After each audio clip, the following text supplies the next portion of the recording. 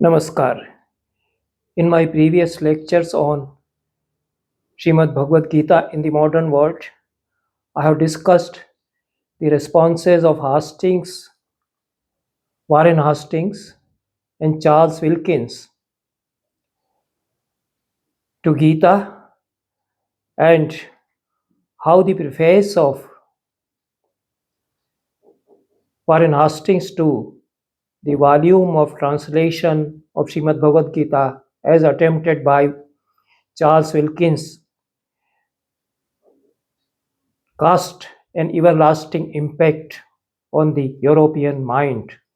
That also I have discussed. I have also referred to August Wilhelm Schlegel and Wilhelm von Schlegel,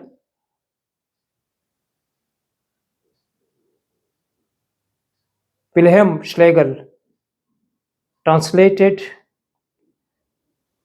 he also translated Srimad Bhagavad Gita directly from the Sanskrit original into Latin. He prepared a critical edition with annotations and also critical notes that was supposed to be a very authentic edition. So the Schlegel brothers paved a way for a kind of awakening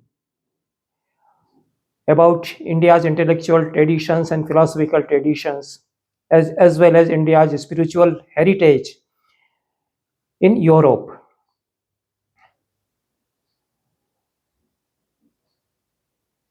Now, there was a kind of Oriental Renaissance, and many intellectuals of Europe, especially of Germany, are drawn to the study of Sanskrit knowledge, text,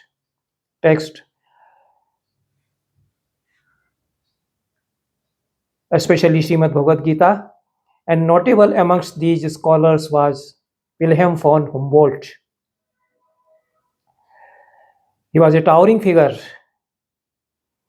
in the 19th century Europe, an educationist, an activist, a reformer, a philosopher, and a philologist. He established a premier institution for higher education in Berlin, which was subsequently named as Humboldt University. And Wilhelm von Humboldt went through the translation of Wilhelm Schlegel.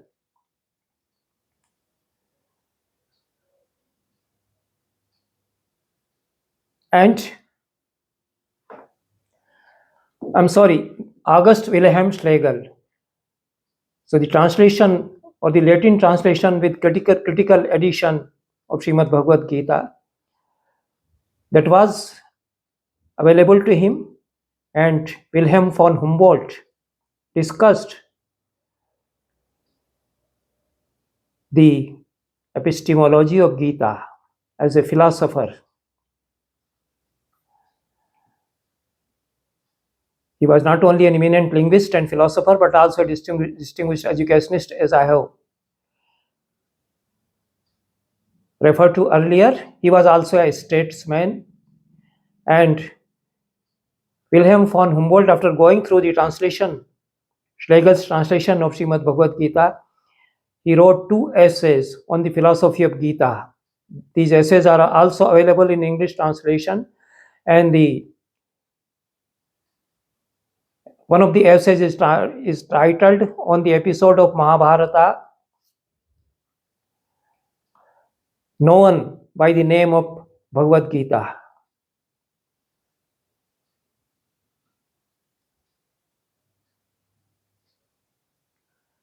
Wilhelm von Humboldt delivered 2 lectures on Srimad Bhagavad Gita. The first lecture was delivered on 30th June 1825 before the Royal Prussian Academy of Sciences in Berlin. The second lecture was delivered on 15th June 1826. This lecture responds to the comments and criticisms of the earlier lecture, and these 2 lectures are published in the form of 2 essays by Wilhelm von Humboldt. Humboldt compares Gita with Homer, Plato, and Greek philosophy as well as Christian philosophy. He discusses the philosophy of action, renunciation, duty or dharma, freedom, swatantriya, in relation with Sankhya and Vedanta. He views Krishna as a supreme divine teacher. This is the gist of the first essay based on his first lecture. The second lecture contains Humboldt's replies to contemporary critics.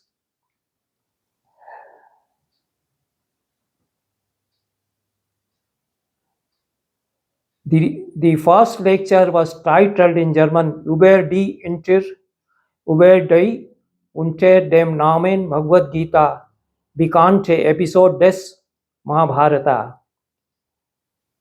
This work or this lecture is said to be Humboldt's most influential contribution to the interpretation of Srimad Bhagavad Gita and significantly shaped German philosophers. It cast a kind of impact on the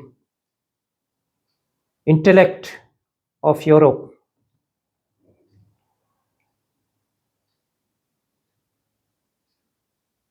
Wilhelm von Humboldt examines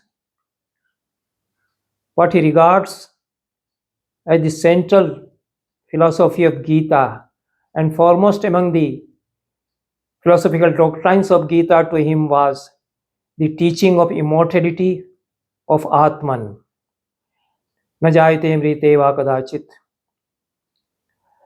As it is described in Gita, drawing upon the second chapter of Gita, he reflected on the distinction between perishable body and imperishable self, comparing the abandonment of body to the changing of worn out garments.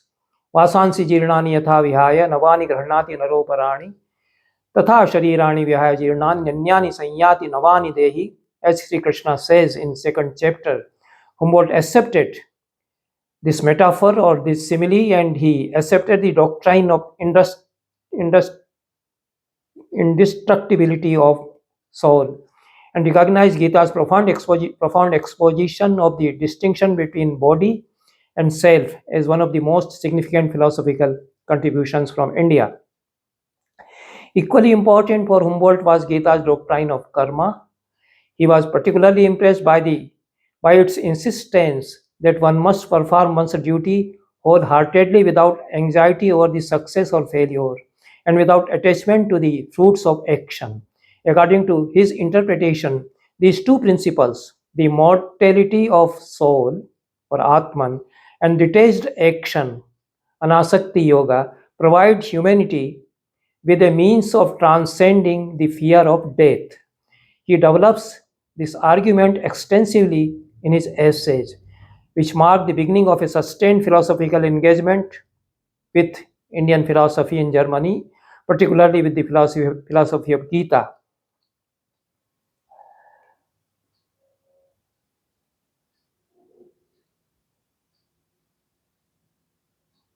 Wilhelm von Humboldt made an analysis of the philosophy of action or Karma Yoga on the basis of various factors that lead to the success of an action. Sri Krishna in the 18th chapter or the last chapter of Srimad Bhagavad Gita elucidates or enumerates 5 causes that lead to the culmination of an action. Adhishthanam tatha karta karanam cha prathak vidam vividhascha prathak cheshta daivam chaivatra panchamam. Adhishthan or the substratum, karta or the agent, karan or the means of action, various types of means, various types of equipments that are employed during the performance of an action. Vividhascha prathak cheshta, and various types of actions that are undertaken during the performance, and daiva, the destiny or sanyoga also. These 5 factors play the role leading the culmination of an action, leading to the success or failure of an action. Humboldt agreed with the analysis of Gita. Hegel, one of the most outstanding world philosophers, was the next figure in the trajectory to join the discussion on Gita. He went through the two essays by Wilhelm von Humboldt, and he discusses the philosophy of Gita in his various works. He didn't write a separate monograph or an essay on Gita, unlike Wilhelm von Humboldt, but he comes back to the philosophy of Gita in various volumes of his philosophical writings. Hegel took careful note of Humboldt's essays on Gita and undertook his own study of the text through available translations.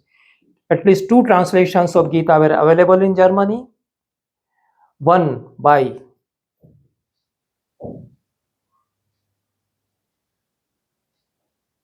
Charles Wilkins and another by Schlegel, one in English and another in Latin. Both were accessible to Hegel. He studied these translations, and he also went through the essays of Wilhelm von Humboldt, and he wrote at length on Gita. And it is frequently argued that his encounter with Srimad Bhagavad Gita marked a turning point in the development of his philosophical thought. Hegel never wrote a separate monograph on Srimad Bhagavad Gita, of course, but he frequently refers to Gita. And these references are scattered across several major works of Hegel, where he frequently cites Gita, either directly or through the writings of Wilhelm von Humboldt or the translation of Charles Wilkins. He also referred to Henry Thomas Colebrook, who was another Orientalist. He was living in India at that time. And Hegel's work, Lectures on Philosophy and Religion, Lectures on Philosophy of World History. In these two works, he discusses India and the Oriental world, and he makes brief remarks on Srimad Bhagavad Gita. Then, one of his best books is Lectures on Fine Arts or Aesthetics. There, Hegel discusses Indian poetry, Indian literature, and he includes Mahabharata, and he comes back to Gita also there. In his Lectures on History of Philosophy, the part 1 of this work contains discussions on Oriental philosophy, and the first chapter is on Indian philosophy, where Hegel discusses Srimad Bhagavad Gita, and he discusses Krishna's doctrine of action, and he compares Krishna's philosophy with Sankhya and Vedanta, and he comments on Arjuna's moral dilemma and how Krishna resolves the dilemma, and Krishna's teaching of action without attachment also, he elaborates upon it. The relation between final individuality and the absolute, this also is subjected by Hegel for discussion, and identity of supreme reality or Brahman and the individual self. In his second work, that is Lectures on Philosophy of Religion, Hegel discusses Hinduism, Vishnu and Krishna. He also writes on Srimad Bhagavad Gita as a religious text, and the conception of divine incarnation, that is avatara, and devotion, bhakti. These are the themes Hegel discusses in his second work. So Hegel classifies various topics of Gita, and two very important works, he comes to them. His third work is Lectures on Philosophy of World History. This also is an important contribution of Hegel to world philosophy, and he discusses Mahabharata, Bhagavad Gita, Indian religious consciousness, and Humboldt's interpretation of Gita. He writes separately on Humboldt in this work. And he repeatedly acknowledges Humboldt's celebrated essays on Srimad Bhagavad Gita and often begins from Humboldt's interpretation before offering his own philosophical critique. So all these writings by Hegel are available in English translations, and Hegel's philosophy, of course, is closely associated with dialectical method. He is very well known for his dialectics, and Marx also was influenced by Hegel. That way, it was through this dialectical framework that he examined the relationship between Eastern and Western philosophical traditions. In his reflections on Gita, he explores both the contrast and the points of convergence between Indian and European systems of thought, attempting to understand them through a dialectical process of comparison and synthesis. He also expressed admiration for Gita's treatment of human duty, action, and destiny, particularly its insistence that one must continue to perform one's obligations without attachment to personal reward. Humboldt also was very much impressed by this doctrine of detached action. Like Humboldt before him, Hegel regarded this doctrine of selfless action as one of the text's major enduring philosophical contributions. Hegel's engagement with Gita must also be understood in the context of his broader philosophical commitment to dialectics. Throughout his writings, he explored the dialectical relationship between Eastern and Western systems of thought, examining both their contrast and their underlying correspondences. Within his framework of work, Gita occupies a focal position, and Hegel acknowledges its contribution to philosophical discourse, even though he is equally well known for his critical observations on several aspects of Indian intellectual traditions. And sometimes he makes harsh remarks also. But Hegel examined the text as a means of understanding the relationship between the philosophical traditions of Europe and those of Eastern tradition and those of East. Rather than treating them as isolated systems, he sought to interpret each through the other by means of dialectical analysis. Gita, in his view, offered an indispensable point of comparison in this broader philosophical framework. Hegel also expressed particular appreciation for Gita's treatment of duty and human destiny. Like Wilhelm von Humboldt before him, he regarded the doctrine of karma as one of the foremost significant philosophical contributions of Gita. And he appreciates Krishna for this philosophy of detached action. In Hegel's assessment, not merely a religious teaching, but a principle of enduring philosophical relevance, it is this philosophy of detachment was, in Hegel's assessment, was not merely a religious teaching, but a principle of enduring philosophical relevance. Through Gita, he argued, one encounters a distinctive worldview that offers a coherent understanding of human action and moral responsibility. His engagement with the text also formed a part of broader critical survey of Indian philosophical tradition undertaken through the lens of comparative philosophy. Both Humboldt and Hegel were particularly impressed by the logical coherence of Gita's doctrine of action. Both of them recognized that this doctrine is not simply a theological proposition, but a rational philosophy of life. The text, that is Srimad Bhagavad Gita, teaches that although human beings are indeed responsible for performing their actions, but they alone are not responsible. They alone cannot be regarded as the sole determinants of their outcomes. The consequences of action do not rest exclusively in the hands of the agent or the individual actor. This resolves many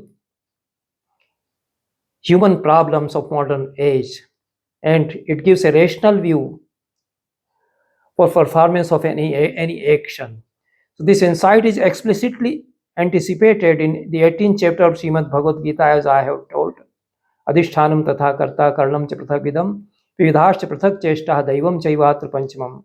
The individual who performs an action cannot be regarded as the solely responsible either for his action itself or for the eventual outcome, nor it is inevitable that every action performed by an individual will produce the result that he or she expects, and he shouldn't claim the result solely. It is precisely this point that Sri Krishna elaborates in the 18th chapter. That is stanza 14th to 17th, which I have recited, where he identifies the 5 causes responsible for the accomplishment of every action.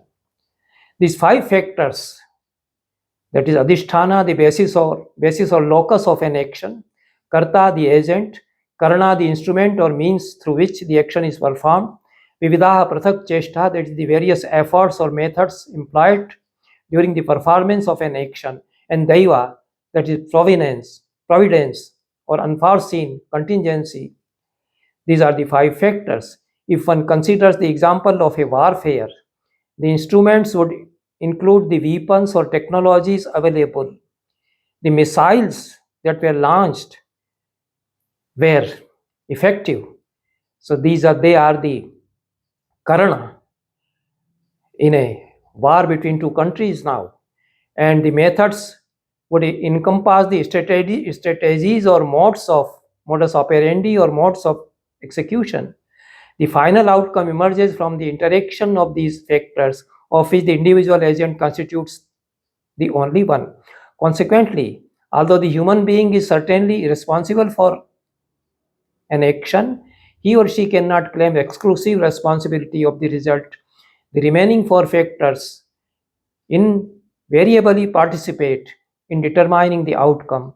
It would therefore be erroneous for Arjuna to believe that he alone was responsible, or he alone should be considered responsible for the consequences of the impending war, which was, of course, inevitable and had to be done, and to remain paralyzed by remorse. It was not proper for Arjuna. Indeed, Sri Krishna explicitly rejects such an attitude. The person who imagines, I alone am the doer, I alone am responsible, therefore the entire consequence must belong to me, is described in Gita, in Srimad Bhagavad Gita, as possessing an erroneous understanding. Such exclusive attribution of agency is rejected in the 16th verse of the same chapter, that is 18th chapter. It was precisely this sophisticated doctrine of action that impressed European thinkers. And there is a line of many, Wilhelm von Humboldt, Hegel, who were preceded by Warren Hastings and Schlegel brothers and many others. They regarded the philosophy of karma propounded in Srimad Bhagavad Gita as one of the most profound intellectual contributions, and their writings drew increasingly scholarly attention to the text throughout Europe. In this respect, a significant share of credit must be given to Charles Wilkins, whose pioneering English translation made a beginning.